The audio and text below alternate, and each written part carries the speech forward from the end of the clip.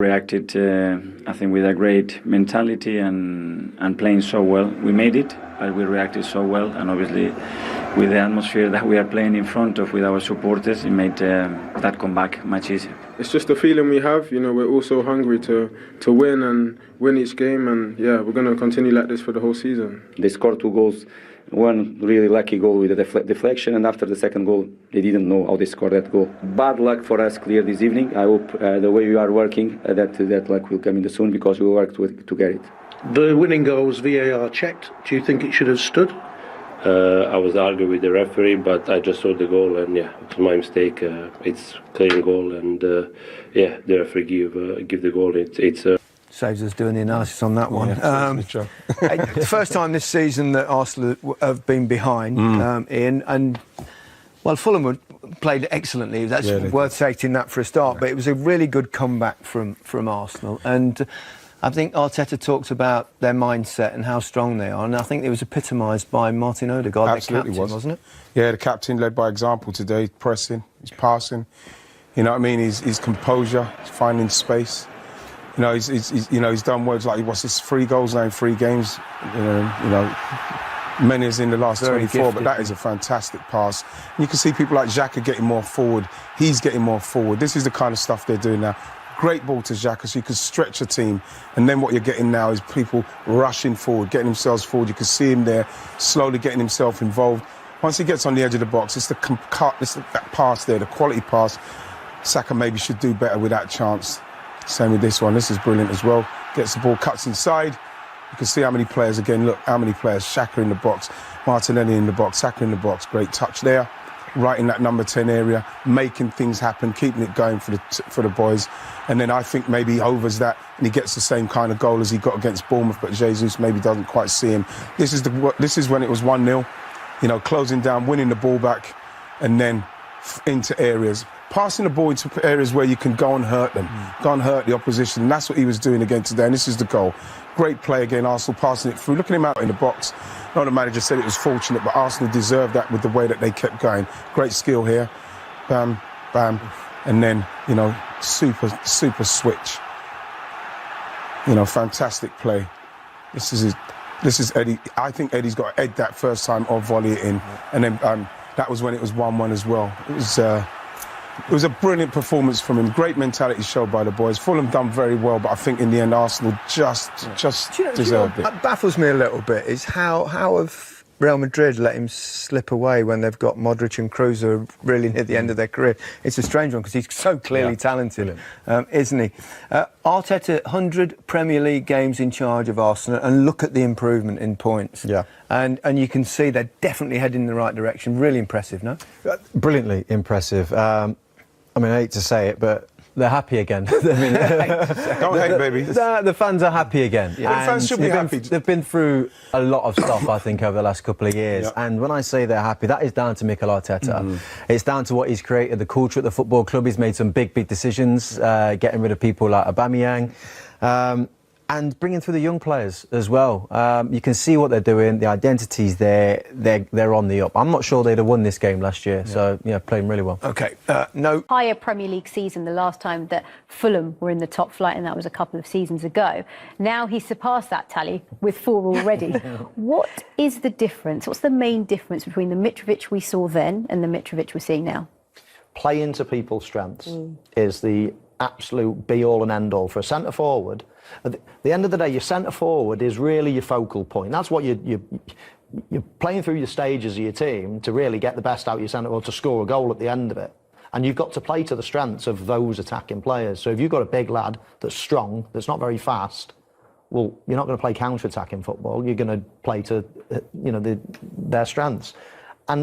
And vice versa, if you've got quick players up front, you might play counter-attack. And we've seen Manchester United doing that really well against Liverpool the other day. It just depends what you've got up front. So there's no point I've often watched the likes of Benteke. How can you score so many goals for a team, look so good, and then go to a team and hardly you can't, but that team don't cross the ball, or it's all about, making sure you get the best out of your team. And I think Fulham realise that they've got a player there that can score plenty of goals if you feed him the right ammunition. And if you do it, then he's proven in different leagues and now in the Premier League that he can do that. So, You know, if he's in your team, you have to play in a certain way, or don't even play him. You know, because if you're going to play, as I say, a speed game, a counter-attacking game, then he's just not your man. So they realise that, and I think if they keep doing that, they'll get the best out of him. And surely we have to credit as well the likes of Marco Silva, because this team have come along this Premier League season. They've taken a point off of Liverpool, Wolves. They've beaten Brentford. They're now, you know, they gave Arsenal a tough time. You know, they were unlucky in some places to not come away with something from this game. So it feels like the team as a whole, and Marco Silva has also learned a lot from previous experiences in the Premier League. Yeah, most definitely. They would have learned from being in the Premier League before and coming in really naive into the league. I think what has been most impressive for me about Fulham is the way that they've been able to adapt their style. And whether that be starting against Liverpool and not playing out of the back, from the back, knowing that Liverpool can play with a high press. They then go to Brentford and they play out. And you see them today mix it up at times. When Arsenal sat off, because Arsenal can press, and they've showed that this year, they played out. When Arsenal had, players a little bit higher, they went long. So they were just mixing up the game. It makes it hard for opposition.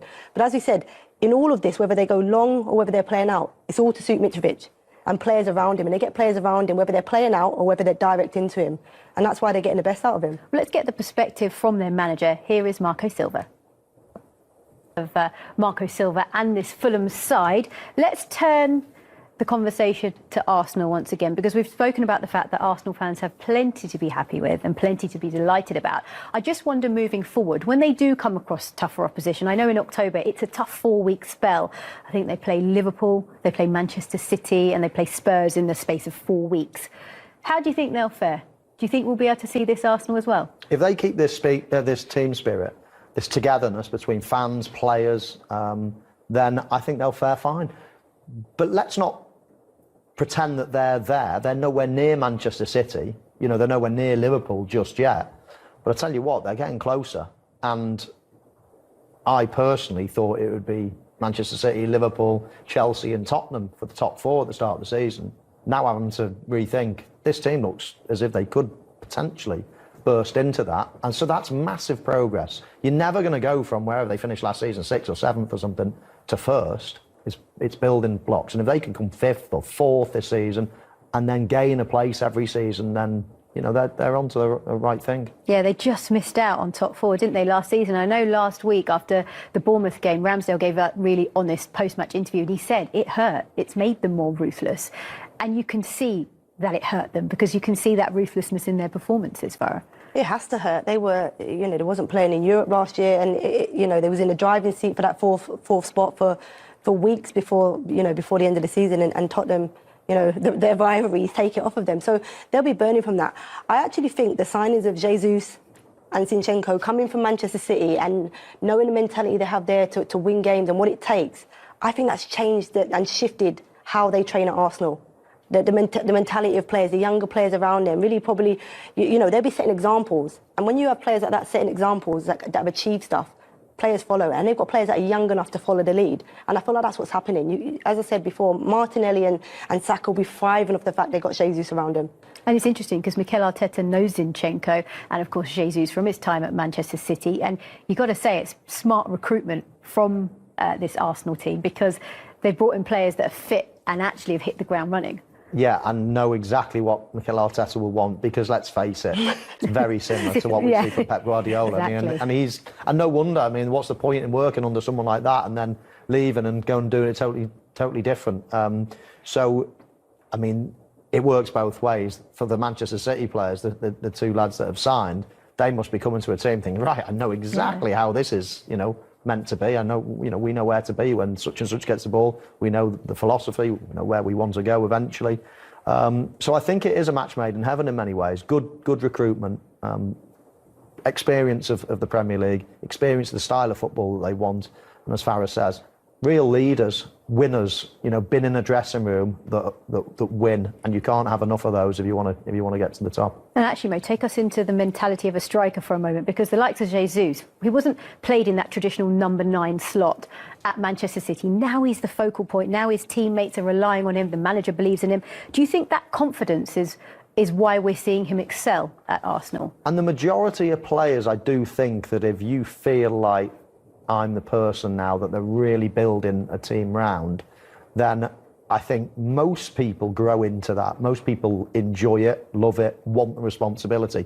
Some people can cower away and they, you know, they're not maybe necessarily in important positions. So I think that responsibility that he's been given by Arteta is a really good thing. He's the number 9. You're going to play all the time. We back you.